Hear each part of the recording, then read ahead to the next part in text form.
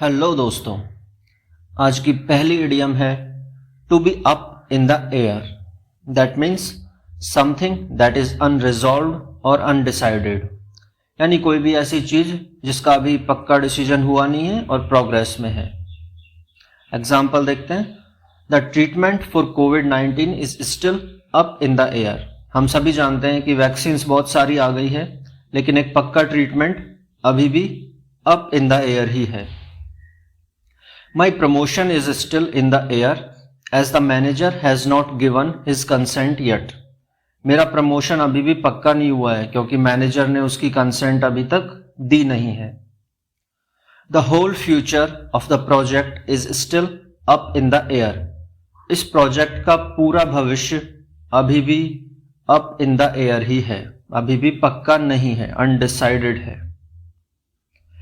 अगली इडियम है To clean the air means remove bad feelings between people. लोगों के बीच कुछ भी मिसअंडरस्टैंडिंग हो, कुछ भी उनको गलत फीलिंग्स हो, उनको दूर करना is to clean the air. Example देखते हैं। The actors cleared the air when rumor of their quarrel surfaced. Actors के बारे में बहुत सारी र्यूमर्स उड़ती रहती है, तो जब वो उसको दूर कर देते हैं तो उसको बोल सकते हैं to clean the air. If you have any misunderstanding walk to me and clear the air. अगर तुम्हें कोई भी मिसअंडरस्टैंडिंग है तो सीधे आकर मुझसे बात करो एंड क्लियर द एयर, और मामला साफ करो, जो भी बात है उसको क्लियर करो। I had a massive argument with my wife but at least it had clear the air. मेरा अपनी वाइफ के साथ बहुत बुरा झगड़ा हुआ या बहुत बुरा आर्ग्यूमेंट हुआ, लेकिन कम से कम इससे हम दोनों के बीच जो भी मिसअंडरस्टैंडिंग थी, बैड फीलिंग्स थी, वो तो दूर हो गई। अगली इडियम है to get once act together means to get organised, व्यवस्थित होना। Example, coach told the players to get their act together and win the match. Coach ने सभी खिलाड़ियों को बोला कि अब टाइम आ गया है to get your acts together, कि अब पूरी तरह व्यवस्थित हो जाओ एंड विन द मैच, और इस मैच को जीतो। She is so disorganised I wish शीड get her act together. वो इतनी डिसऑर्गेनाइज्ड है, इतनी अव्यवस्थित है कि काश वो व्यवस्थित हो पाती। I really need to get my act together before I go into the board meeting. Board meeting में जाने से पहले मुझे वास्तव में पूरी तरह से गेट माई एक्ट टुगेदर करना पड़ेगा, ताकि मैं पूरी तरह व्यवस्थित होकर बोर्ड की मीटिंग में जा सकूं। हम एक एग्जाम्पल ले लेते हैं कि एग्जाम को पास करने के लिए we need to get our acts together. अगली इडियम है to have ants in one's pants, यानी कि पैंट में चींटियां घुस जाना। तो अगर किसी के कपड़ों में चींटियां घुस जाएगी तो वो क्या हो जाएगा? To be impatient, anxious, nervous, that it's hard to be still and काम।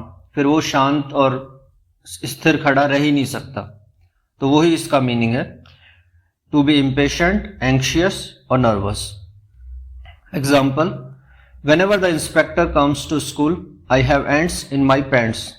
जब भी इंस्पेक्टर स्कूल को आते हैं इंस्पेक्शन करने के लिए, मैं बहुत ज्यादा एंक्शियस या नर्वस हो जाता हूं। I have ants in my pants. I have got ants in my pants because I have to give a presentation tomorrow. कल मुझे एक प्रेजेंटेशन देना है, इसलिए मैं इस टाइम बहुत ही ज्यादा नर्वस हूं। Children have ants in their pants because tomorrow is Christmas and they are excited about presents. बच्चे इस टाइम बहुत ही ज्यादा इम्पेशेंट हो रहे हैं या एक्साइटेड हो रहे हैं क्योंकि कल क्रिसमस है और वो अपने गिफ्ट्स को लेके एक्साइटेड हैं। एक एग्जाम्पल, जब हमारा रिजल्ट आने वाला होता है किसी भी एग्जाम का, तो we have ants in our pants. हम एक जगह शांत बैठ ही नहीं पाते, बहुत ज्यादा एक्साइटेड, नर्वस, एंक्शियस, सारी फीलिंग्स रहती हैं। अगली इडियम है to jump on the bandwagon. इसका मीनिंग है to do what everyone is doing because it is likely to succeed और it is fashionable at the time. यानी कुछ ऐसा करना जो ऑलमोस्ट बहुत सारे लोग कर रहे हैं, क्योंकि या तो हमें उसमें सक्सेस मिलने वाली है या वो फैशनेबल है उस टाइम पे। भेड़ चाल बोल सकते हैं एक तरह से हम उसको। एग्जाम्पल देखते हैं।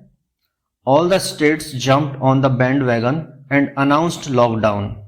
जब कोविड स्टार्ट हुआ था तो सभी स्टेट्स एक साथ बैंड वैगन पे जंप किए और लॉकडाउन अनाउंस कर दिया, क्योंकि उन्हें उम्मीद थी कि इससे हमें सक्सेस मिलेगी। Most of the students jumped on the band wagon and got into engineering.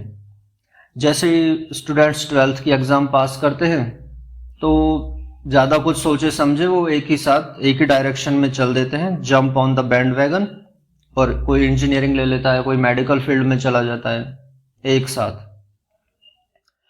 If this was a famine, flood or other tragedy, they would all be jumping on the bandwagon to help the victims. अगर अकाल होता, बाढ़ आती या और कोई आपदा आती तो सारे लोग एक साथ बैंड वैगन पे जंप करते और विक्टिम्स की मदद करते। सारे लोग एक साथ आके सारे विक्टिम्स की मदद करते। तो दोस्तों ये थी आज की 5 इडियम्स। आई होप आपको समझ में आया होगा। अब आपका होमवर्क है कि इन 5 इडियम्स पर एक एक सेंटेंस बनाकर आपको कमेंट बॉक्स में लिखना है। Thank you.